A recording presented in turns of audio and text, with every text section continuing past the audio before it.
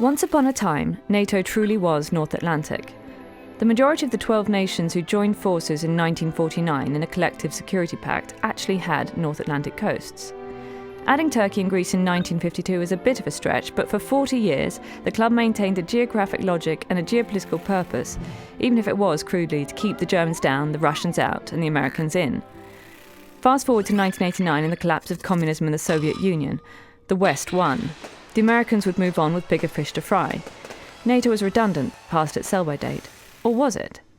Instead of disintegrating, NATO actually expanded not once but twice, growing to 28 members.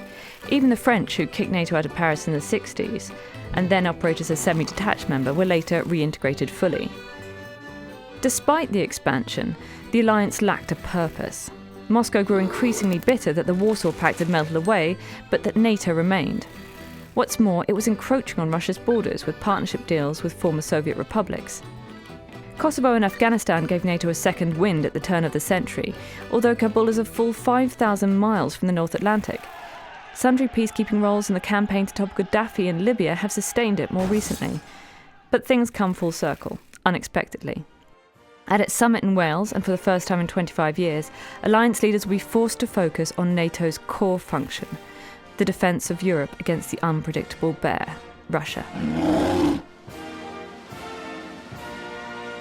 Next time you use the bathroom, take a moment to reflect on this. More people around the world have access to mobile phones than to toilets.